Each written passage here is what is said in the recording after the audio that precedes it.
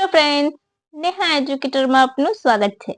આજે હું તમારા માટે લઈને આવી છું 17, 18 19 અને 20 જાન્યુઆરીના મહત્વના કરંટ અફેર્સ, જે તમારી આવનારી પરીક્ષામાં તમને ખૂબ ઉપયોગી થશે અને તમારે એક માર્ક ક્યાંય નહીં જાય અને એકદમ ટુ ધ પોઈન્ટ માહિતી સાથે. તો ચાલો આપણે ટાઈમ વેસ્ટ કર્યા વગર શરૂ કરીશું. આજનો પ્રથમ પ્રશ્ન છે, કયા રાજ્યની સરકાર દ્વારા કટોકટી વખતે જેલમાં બંધ લોકોને માસિક પેન્શન આપવાની જાહેરાત કરવામાં આવી છે? તો બોલો, તમને ખબર છે? ઓપ્શન એ આસામ સરકાર, ઓપ્શન બી ગુજરાત સરકાર, ઓપ્શન ડી ઓડિશા સરકાર, ઓપ્શન ડી કેરળ સરકાર. બોલો. આપણો જવાબ આવશે અહીં ઓપ્શન સી ઓડિશા. રાઈટ. લગભગ ₹20,000 નું માસિક પેન્શન આપશે. દર મહિને 20,000 પેન્શન આપશે. કોને? તો જે લોકો જેલમાં બંધ થયા હતા એમને. કટોકટી ક્યારે લાગુ કરવામાં આવી હતી અને કોણે કરી હતી? તો ઇન્દિરા ગાંધી 1975. તો સૌને ખબર જ છે. પછી નેક્સ્ટ ક્વેશ્ચન તરફ આગળ વધી જઈશું. ડોકિંગ ક્ષેત્રમાં સફળતા મેળવનાર ભારત કયા નંબરનો દેશ બન્યો છે? ઓપ્શન એ ચોથો, ઓપ્શન બી બીજો, ઓપ્શન સી પાંચમો, ઓપ્શન ડી ત્રીજો. તો તમને ખબર છે ને, ડિસેમ્બર 2024માં લાસ્ટ વીકમાં સ્પેડેક્સ નામનું મિશન લોન્ચ કર્યું હતું ભારત સરકાર દ્વારા, રાઈટ. અને એ સક્સેસફુલ રહ્યું હતું. ડોકિંગ એટલે બે નાના અલગ અલગ સેટેલાઇટને અવકાશમાં જઈને જોડવાની ક્રિયા કરવામાં આવશે. અને જો આમાં સફળ થશે તો ભારત કયો દેશ બનશે? તો ભારત ચોથો દેશ બની ચૂક્યો છે. કયો? ચોથો. તો ચોથો છે તો એના પહેલા પણ 3 કોઈ હશે જ. અચ્છા, તો આ સફળતા ક્યારે મેળવી ભારતે? તો 16 જાન્યુઆરી 2025 ના રોજ ડોકિંગ કરવામાં સફળતા મળી. 30 ડિસેમ્બર 2024 ના રોજ આ મિશન લોન્ચ કરવામાં આવ્યું હતું. કોના દ્વારા? તો PSLV C-60 દ્વારા. તમને ખબર છે, અહીંયા જે પોએમ મિશન POEM એને કહે છે, ત્યારે બીજ મોકલ્યા હતા. કયા? ચોળાના. અને સક્સેસફુલી સ્પેસમાં ગ્રો કર્યા હતા. તો એ પણ ભારતની આ વખત આમ જ સફળતા મેળવેલી છે, રાઈટ. ડોકિંગ એટલે બે નાના નાના સેટેલાઇટ છે, બંનેનું વજન સ્વતંત્ર રીતે 220 હતું. જે શું નામ છે? SDX-01 ટીઝર અથવા તો SpaDeX A, SpaDeX B, SDX-02 અને ટાર્ગેટ, એ બંનેનું ડોકિંગ કર્યું હતું, રાઈટ. કદાચ તમને અલગ અલગ સ્પેડેક્સ A ના બદલે SDX-01 અથવા તો ટીઝર અને ટાર્ગેટ એમ પૂછી લે તો તમે કન્ફ્યુઝ ના થતા, રાઈટ. આ બધા એના એકના જ નામ છે, રાઈટ. બંનેનું વજન કેટલું છે? તો 220. પ્રથમ 3 દેશ કયા છે? રશિયા, USA, ચીન. ડન. કેટલા કિલોમીટરની ભ્રમણ કક્ષામાં ડોકિંગ છોડવામાં આવ્યા હતા? તો 475 કિલોમીટરની ભ્રમણ કક્ષામાં. ક્લિયર? મજા આવી ગઈ ને ફ્રેન્ડ્સ? મજા આવી ગઈ હોય તો લાઈક, શેર, સબસ્ક્રાઇબ જરૂરથી કરજો.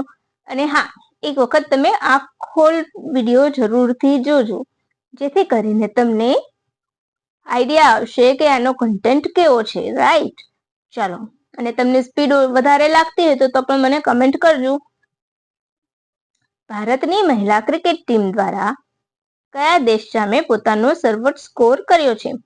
ઓસ્ટ્રેલિયા, આયર્લેન્ડ, ન્યુઝીલેન્ડ કે શ્રીલંકા? બોલો.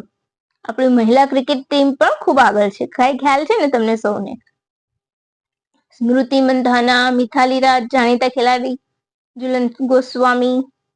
તો અહીં આપણો જવાબ આવશે option B, Ireland, right. Captain કોણ છે અત્યારે હાલ આ સિરીઝમાં? તો અહીંયા છે કેપ્ટન સ્મૃતિ મંધાના. અને તમને કોઈને ખ્યાલ હોય કે આ રમાય છે તો તમે મને એ કમેન્ટ બોક્સમાં કમેન્ટ કરી દેજો. મેં એટલા માટે જ નથી લખ્યું, રાઈટ. ચલો આગળ વધીશું. ચાલો હું જ કહી દઉં છું ક્યાં રમાઈ હતી આ મેચ. આ મેચ આપણા રાજકોટમાં રમાઈ હતી, રાઈટ.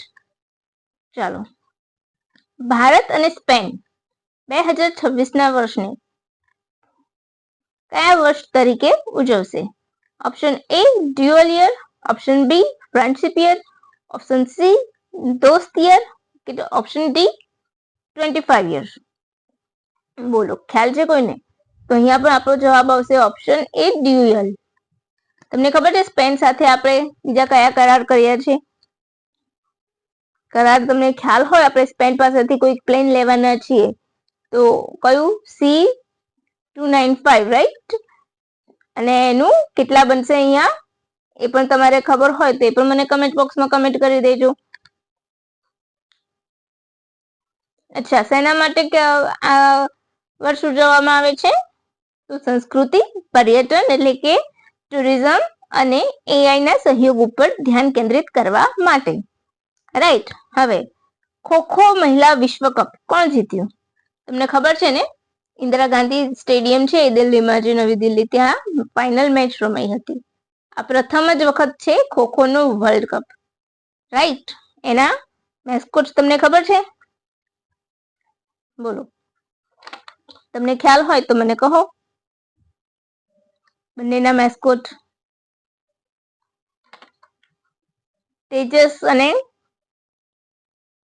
તારા, એના મેસ્કોટ કયા હતા? તેજસ અને તારા એના મેસ્કોટ છે, રાઈટ?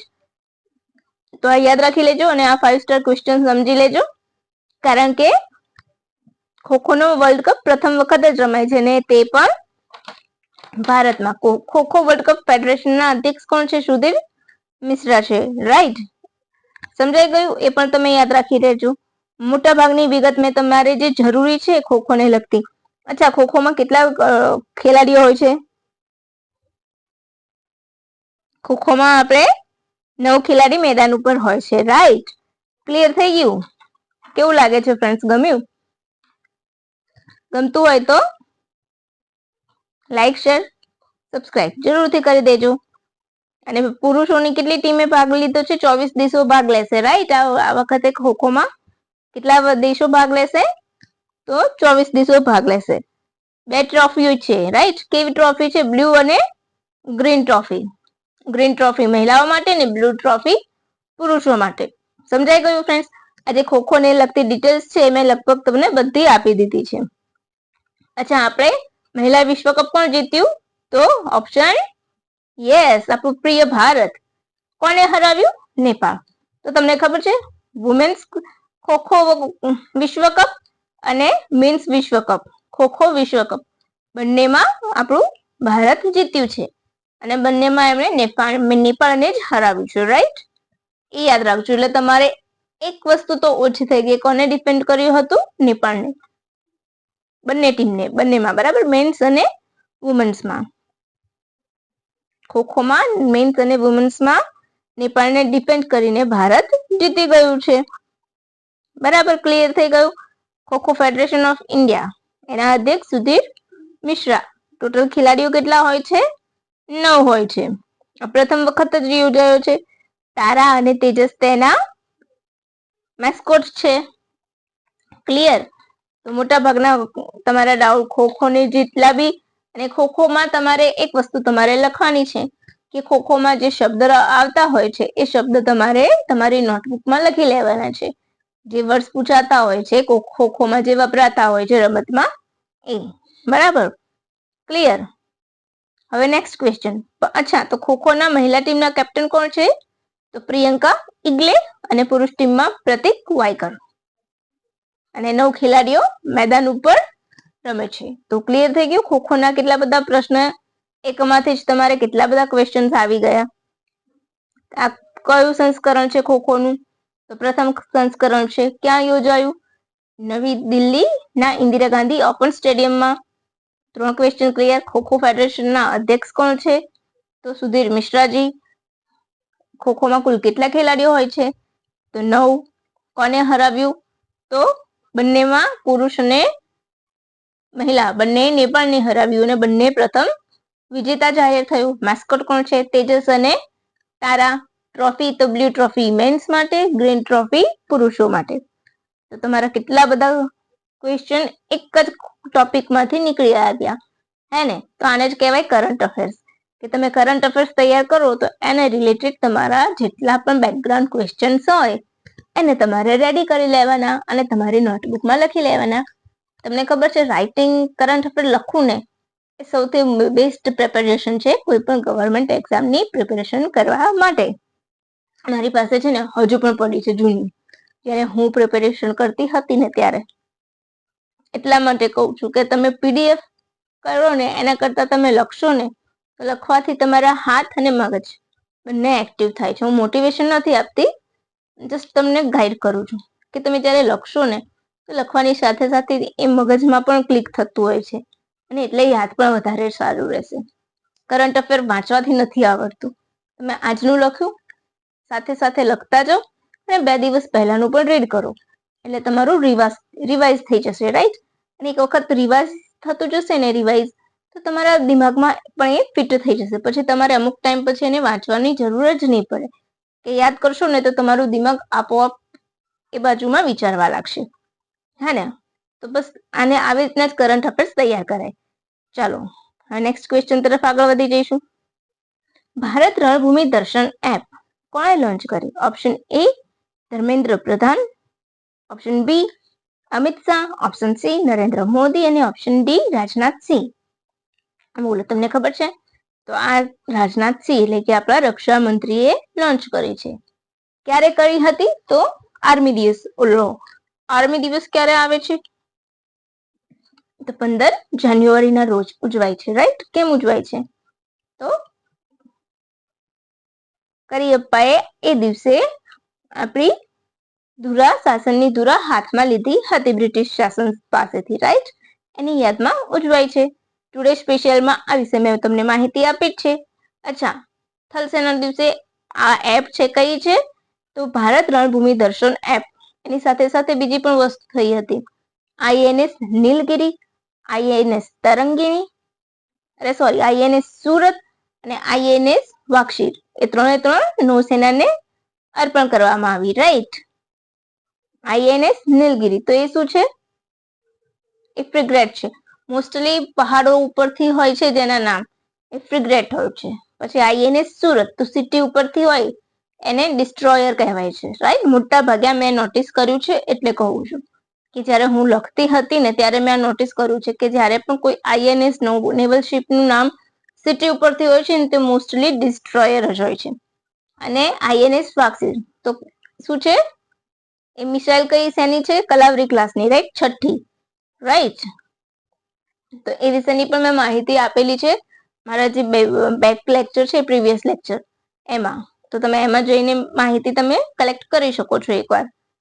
પછી fit India Sundays on cycle નું નેતૃત્વ કોણે કર્યું?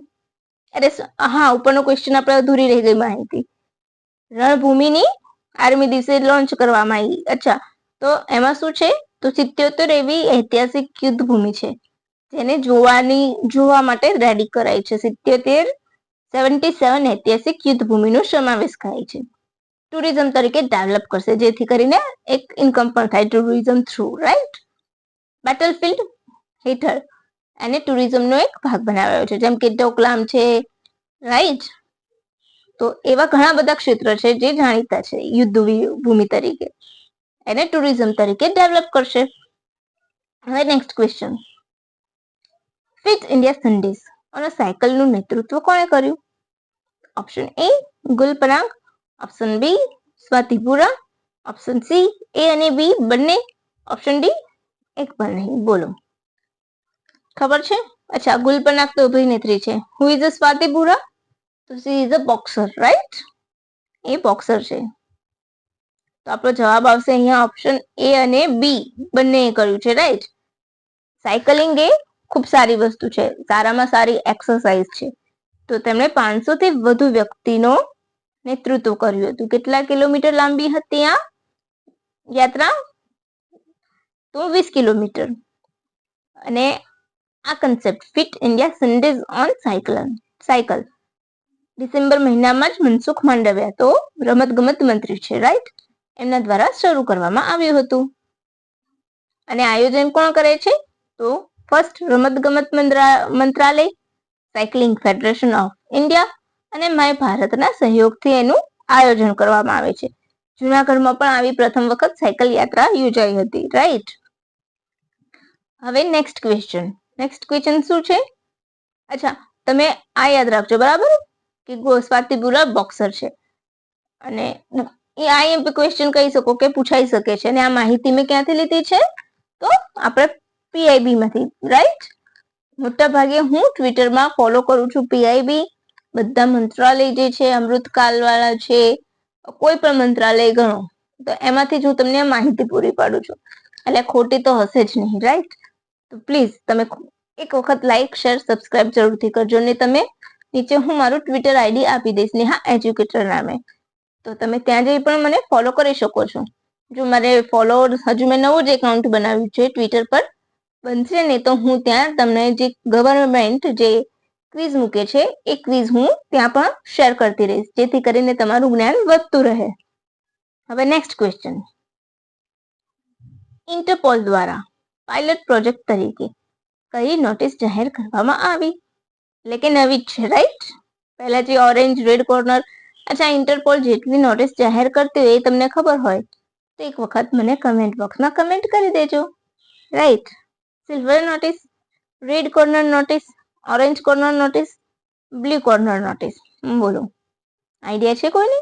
તો હા, અહીં હું કહું છું સિલ્વર નોટિસ છે, રાઈટ.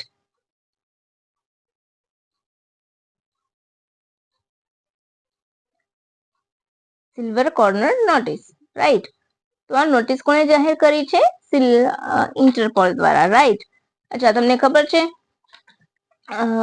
એમાં મેં માહિતી નથી લખી વધારાની, હું પીડીએફમાં તમને ઉપલબ્ધ કરાવી દઈશ, રાઈટ. તો આ શેના માટે છે? તો ગેરકાયદેસર રીતે વિદેશમાં જે વસે છે એવા લોકોને પકડવા માટે. કોણે આની વિનંતી કરી હતી? તો ઇટલીએ. ઇટલીની વિનંતી પર આ શરૂ કરવામાં આવી હતી અને ભારત સહિત 52 દેશોએ તેનો સાથ આપ્યો છે. 2023માં એને પાયલટ પ્રોજેક્ટ તરીકે શરૂ કરવામાં આવી હતી. અચ્છા, ઇન્ટરપોલ. તો ઇન્ટરપોલમાં કેટલા સભ્યો છે? 195 દેશ સભ્ય છે. ક્યારે સ્થાપના થઈ હતી? તો 1923માં સપ્ટેમ્બર 7ના રોજ. અને ભારત ક્યારથી સભ્ય છે? તો 1956 થી, રાઈટ. અત્યારે એના પ્રમુખ કોણ છે? તો અહમદ નાસિર અલ રઈસી. મુખ્ય મથક ક્યાં છે? તો લિયોન, ફ્રાન્સ ખાતે. મેં તમને બધી જ માહિતી આપી દીધી ઇન્ટરપોલની, જે અહીંયા નથી. હું અહીંયા બીજી બધી માહિતી એડ કરીને પીડીએફ મૂકીશ, એટલે તમે એની ચિંતા ના કરતા, રાઈટ. હવે નેક્સ્ટ ક્વેશ્ચન. પ્રથમ પગાર પંચના અધ્યક્ષ કોણ હતું? અશોક કુમાર માથુર, શ્રીનિવાસ વરદાચાર્ય, શ્રી જગન્નાથ દાસ, ને એક પણ નહીં. બોલો આ પ્રશ્ન મેં કેમ મૂક્યો? તમને સૌને ખબર છે કે 8મો પગાર પંચ અસ્તિત્વમાં આવશે. 2026 થી તેની ભલામણો પણ લાગુ થઈ જશે, રાઈટ. એટલા માટે હું આ ક્વેશ્ચન લઈને આવી છું. તો આપણો જવાબ આવશે ઓપ્શન બી, શ્રીનિવાસ વરદાચાર્ય, રાઈટ. પછી જે જગન્નાથ દાસ છે એ બીજા પગાર પંચ અધ્યક્ષ હતા. અને અશોક કુમાર માથુર, તો અશોક કુમાર માથુર, યસ, 2000 નહીં, પરંતુ એને 7મા પગાર પંચના અધ્યક્ષ કહી શકાય. 7મો પગાર પંચ ક્યારે બન્યું? તો 2014માં, રાઈટ. અને 2016 થી તે અમલમાં આવ્યું હતું. અને મોટા ભાગે પગાર પંચની ભલામણો 10 વર્ષ સુધી માન્ય રહે છે. દર 10 વર્ષે એ રિન્યુ થતી જાય છે. તો પ્રથમ પગાર પંચ ક્યારે બન્યું? 1946-47, રાઈટ. તો ક્લિયર થઈ ગયા તમારા ડાઉટ? હવે નેક્સ્ટ ક્વેશ્ચન. સૌથી મોટી ઉંમરે સ્પેસ વોક કરવાનો ગિનિસ વર્લ્ડ રેકોર્ડ કોના નામે છે? બોલો, કોઈને આઈડિયા છે? Nick Hague, B Sunita Williams, option C A અને બી બંને, કે ઓપ્શન ડી એક પણ નહીં? બોલો. તો યસ, આપણો જવાબ આવશે સુનિતા વિલિયમ્સ. એમણે 59 વર્ષના છે અને એમણે સ્પેસ વોક કર્યું. સ્પેસ વોક એટલે પોતાના યાનની બહાર જઈને વોક કરવું. મિશન યુએસ સ્પેસ વોક 91 હેઠળ એમણે સ્પેસ વોક કરી છે. તેમની આ 8મી સ્પેસ વોક છે, રાઈટ. તેમની કઈ સ્પેસ વોક છે? 8મી સ્પેસ વોક છે, રાઈટ. હવે નેક્સ્ટ ક્વેશ્ચન તરફ આગળ વધી જઈએ. શું છે આપણો નેક્સ્ટ ક્વેશ્ચન? અચ્છા, તમને ખબર છે એનો હેતુ શું છે? આ જે સ્પેસ વોક કરી છે એનો હેતુ છે neutron interior compose explorer, right. NICA, right, નિશા એમ કહી શકો છો. તો એ હેતુ છે, રાઈટ, રિપેરિંગ કરવાનું હતું, એક એમ સમજી લો સમથિંગ ટાઈપ. ક્લિયર થઈ ગયું? કદાચ તમને હેતુ પૂછે તો તમારે હેતુ આ લખી કાઢવાનું, એ તમને ઓપ્શનમાંથી મળી જ રહેશે. અને અહીંયા હું એડ પણ કરી દઈશ પીડીએફમાં, રાઈટ. જેટલી પણ મેં તમને અહીં ઓરલ માહિતી આપી છે તો એ પણ હું તમને આ એડ કરતી જઈશ, રાઈટ. પછી નવી દિલ્હીમાં કાશી તમિલ સંગમનો શુભારંભ કોણે કર્યો? Option A Dharmendra Pradhan, option B Rajnath Singh, option C Narendra Modi, option D Amit Shah. બોલો, આઈડિયા છે કોઈને? તો યસ, શિક્ષણ મંત્રી આપણા એવા ધર્મેન્દ્ર પ્રધાને. આ ત્રીજો તબક્કો છે, રાઈટ. કેમ આવ્યું યાદ? બોલો.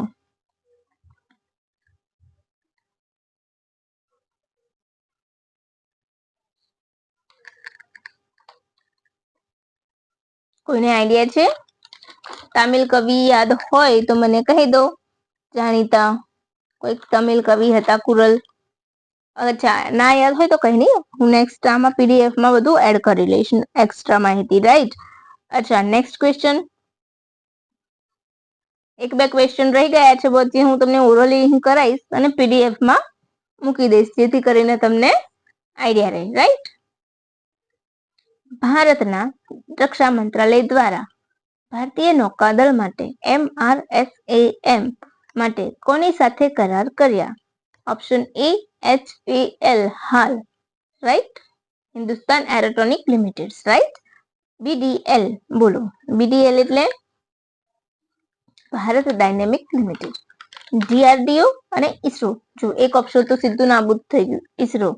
MRSM એટલે medium range surface two air missile. તો સીધી વાત થઈ ગઈ કે ISRO એમાંથી હટી જશે. તો આપણો આવશે ઓપ્શન એ. આપણો જવાબ આવશે option B, sorry, Bharat dynamic limited, right. તો કેટલા કરોડના કરાર કર્યા છે? તો 2960 કરોડના કરાર કરવામાં આવ્યા છે. Medium range surface two air missile. BDL ની સ્થાપના 1970માં કરવામાં આવી હતી. એના CMD એટલે કે ચીફ મેનેજિંગ ડિરેક્ટર કોણ છે? તો કોમરાડો માધવરાવ.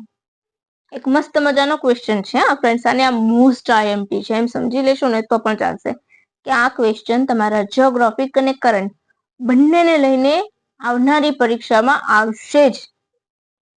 તો નેક્સ્ટ ચલો. સર્વે ઓફ ઇન્ડિયા મુજબ એકમાત્ર એવું રાજ્ય કે કેન્દ્ર શાસિત પ્રદેશ કે જેનો દરિયા કિનારો ઘટ્યો હોય. Option A Gujarat, option B Tamil Nadu, option C Pondicherry, option D Andaman Nicobar. બોલો, આઈડિયા છે? યસ, ગુજરાતનો વધ્યો છે એ સૌ કોઈને ખ્યાલ છે, પરંતુ ઘટાડો શેમાં થયો છે? તો યસ, ઓપ્શન સી તમિલનાડુ, અરે સોરી, પોંડિચેરી, રાઈટ. શું આવશે આપણો જવાબ અહીં? પોંડિચેરી. એક એ માત્ર એવું જગ્યા છે કે યુટી કહો કે સ્ટેટ કહો કે શહેર કહો, જે પણ કહો, એનો દરિયા કિનારો ઓછો થયો છે, બિચારું. દયા આવી ને. ચલો હવે આપણે નેક્સ્ટ ફટાફટ મસ્ત મજાની ડિટેલ્સ લઈ લઈશું. ગુજરાતનો દરિયા કિનારો કેટલો વધ્યો છે? તો 700 કિલોમીટર. 1970ના ડેટા મુજબ છે, રાઈટ. આ બધી માહિતી જૂનો જે ડેટા હતો 1970ના ડેટા છે, અને અત્યારે લેટેસ્ટ 2024નો. તો કેટલો હતો? 1600 કિલોમીટર. વધીને કેટલો થઈ ગયો? 2340.62 કિલોમીટર. આ આંકડો પરફેક્ટલી યાદ રાખજો, એક પોઈન્ટ પછી પણ આંખો પાછો ના થવો જોઈએ. બેઠું પૂછાશે અને હવે પેપર સેટર પોઈન્ટ પછીના નંબર બદલશે, રાઈટ. તો યાદ રાખજો, 700 કિલોમીટર વધ્યો છે અને કેટલો? 2340.62 કિલોમીટર થયો છે. તમને ખબર છે ગુજરાતના દરિયાકાંઠે કુલ 144 ટાપુ છે, જેમાં આઇલેટ ને નાના ટાપુ કહેવાય અને આઇલેન્ડ એટલે ટાપુ. ટકાવારીમાં સૌથી વધારો શેમાં નોંધાયો છે? ગુજરાતનો ઓવરઓલ વધ્યો છે, પરંતુ એઝ અ પર્સન્ટેજ પૂછશે તો પર્સન્ટેજ પ્રમાણે આવશે આપણું પશ્ચિમ બંગાળ, રાઈટ. પશ્ચિમ બંગાળમાં વધારો થયો છે. લગભગ જૂનું 157 કિલોમીટર હતો અને નવું 721 કિલોમીટર થયું છે. રાઈટ. અને નીચે પણ મેં માહિતી આપી છે. કેન્દ્ર શાસિત પ્રદેશ, અરે હા, ભારતને પૂછે તો 11,098 કિલોમીટર થી થઈ ગયું છે. જે પહેલા શું હતું તો 7,516 કિલોમીટર હતું, જે વધીને કેટલું થયું 11,098 કિલોમીટર થયું છે દરિયા કિનારો. ક્લિયર? સમજાઈ ગયું ફ્રેન્ડ્સ? અને આ એક પોઈન્ટ બારીકાઈથી વાંચજો, સાંભળજો ને નોટ કરજો. આ એક્ઝામમાં ખૂબ જરૂરી છે. કેન્દ્ર શાસિત પ્રદેશ આંદામાન નિકોબારમાં મેક્સિમમ વધારો 1,962 કિલોમીટર હતું, જે વધીને 3,083.50 કિલોમીટર થયું. હવે અહીંયા મેં તમને એક મસ્ત મજાની ડિટેલ આપી છે. અચ્છા, ભારતના કેટલા રાજ્યો દરિયા કિનારો ધરાવે છે? 9. રાઈટ. રાજ્ય પૂછશે તો 9 અને 4 યુટી. ક્લિયર થઈ ગયું? એટલે 9 + 4 13. સમજાય છે ફ્રેન્ડ્સ? 9 + 4 13 ટોટલ એવા સ્થળ છે જે દરિયા કિનારો ધરાવે છે. એમાં 9 રાજ્યો. તો 9 રાજ્યોના પ્રથમ 4 તો તમારે યાદ રાખવાના છે. અને નવો ક્રમ, જૂનો ક્રમ યાદ નથી રાખવાનો, નવો ક્રમ યાદ રાખવાનો છે, કારણ કે જૂના ક્રમમાં ફેરફાર થયો છે. સૌથી વધારે તમને સૌને ખબર છે કે સૌથી વધારે ગુજરાતનો અને સૌથી ઓછો ગોવાનો. 100 કિલોમીટર એ વધ્યો છે અત્યારે. અને ગુજરાતનો તો ઓબ્વિયસલી યાદ છે. અમારે ડિટેલમાં થોડીક મિસ્ટેક લખાઈ છે, તો હું સુધારીને તમને આપી દઈશ. રાઈટ. ગુજરાત તો કેટલું છે? નવું યાદ રાખજો. પ્રથમ ક્રમ છે નવામાં ગુજરાતનું 2340.62 કિલોમીટર. આ બધી માહિતી કિલોમીટરમાં છે. પછી બીજા નંબર પર આવશે તમિલનાડુ. ત્રીજા નંબર પર આવશે આંધ્રપ્રદેશ. પહેલા આંધ્રપ્રદેશ બીજું હતું, ગુજરાત અને આંધ્રપ્રદેશ. હવે ક્રમ પલટાઈને ગુજરાત, તમિલનાડુ, આંધ્રપ્રદેશ, મહારાષ્ટ્ર. પ્રથમ 4 રાજ્યો રિપીટ કરું છું: ગુજરાત, તમિલનાડુ, આંધ્રપ્રદેશ, મહારાષ્ટ્ર. ગુજરાત, તમિલનાડુ, આંધ્રપ્રદેશ, મહારાષ્ટ્ર એ દરિયા કિનારો ધરાવતા ટોચના 4 રાજ્યો છે. ક્લિયર? પછી આવશે પશ્ચિમ બંગાળ. પશ્ચિમ બંગાળમાં 157.5 કિલોમીટર થી 721.2 નો વધારો થયો છે. એટલે પ્રથમ 5 રાજ્યો યાદ રાખી લેવા: ગુજરાત, તમિલનાડુ, આંધ્રપ્રદેશ, મહારાષ્ટ્ર અને પશ્ચિમ બંગાળ. પછી આવશે કેરળ, ઓડિશા, કર્ણાટક. ગોવાનું 100 કિલોમીટર થી વધીને 193 થયું છે. 100 થી 193 સુધીનો વધારો થયો છે. કેટલો? 100 થી 193 સુધીનો. તો આ તમારે ક્લિયર થઈ ગયું?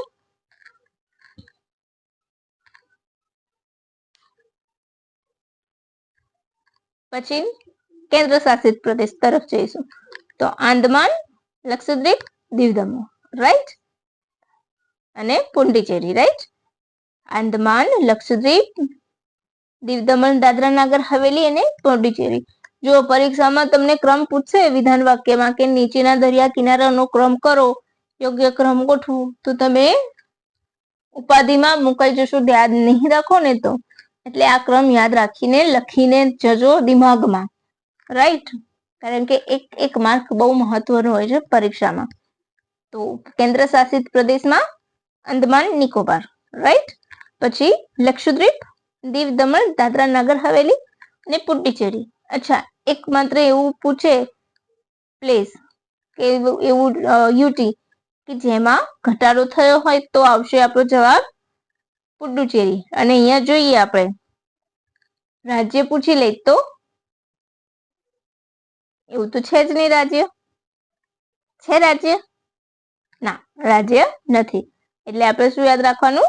ફક્ત ને ફક્ત પુડુચેરીને આપણે યાદ રાખીશું. ક્લિયર? હવે કોઈ ડાઉટ હોય તો મને કહી દેજો. તમને કોઈ પણ ડાઉટ હોય તો મને કહી શકો છો. તમે કમેન્ટ બોક્સમાં કમેન્ટ કરી શકો છો. અને ભારતના દરિયા કિનારામાં ટોટલ પર્સન્ટેજમાં પૂછે તો 47% વધારો કહેવાશે. રાઈટ. કેટલા ટકાનો વધારો કહેવાશે? 47% વધારો. ટાપુઓ કેવા હોય છે? ઓફશોર અને ઇનશોર હોય છે. રાઈટ. ઓફશોર અને ઇનશોર હોય છે. પછી એક ક્વેશ્ચન તો મેં આમાં એડ નથી કર્યો, પણ હું તમને ઓરલી કહું છું અને અંદર નીચે હું એક્સ્ટ્રા માહિતીમાં એની પીડીએફમાં નાખી દઈશ. રાઈટ? શું છે તો ક્યુએસ વર્લ્ડ ફ્યુચર સ્કિલ્સ ઇન્ડેક્સમાં ભારત બીજા નંબરે રહ્યું. રાઈટ? અને ફ્યુચર ઓફ વર્ક કેટેગરીમાં આ સ્થાન મેળવ્યું છે અને સ્કિલ ફિટમાં 37મું છે. ક્લિયર થઈ ગયું? અને આ સિવાય પીએમ મ્યુઝિયમ એન્ડ લાઇબ્રેરી સોસાયટીની એક્ઝિક્યુટિવ કાઉન્સિલમાં અધ્યક્ષ તરીકે નૃપેન્દ્ર સિન્હાની ફરીવાર નિમણૂક કરવામાં આવી છે. અથવા તો હું નેક્સ્ટ સેશનમાં લેક્ચર લઈ લઈશ. રાઈટ? અહીંયા હું મારી રીતે મારા પોતાનું રાઇટિંગ છે એમાં મેં જે પીડીએફ બનાવી છે હેન્ડ રિટન નોટ, એમાં હું સ્ટાર મારી દઉં છું, જેથી મને પણ યાદ રહે કે મારે આ નેક્સ્ટ સેશનમાં એડ કરવાનું છે. અને કેવું લાગ્યું ફ્રેન્ડ્સ તમને? મજા આવી ને? મજા આવી હોય તો પ્લીઝ લાઈક, શેર, સબસ્ક્રાઈબ જરૂરથી કરજો અને તમારા એવા મિત્રો જોડે પહોંચાડજો જે કોમ્પિટિટિવ એક્ઝામની તૈયારી કરતા હોય. બસ, તો આજ માટે આટલું જ. ફરીથી આપણે મળીશું માહિતીનો ખજાનો લઈને. By friends.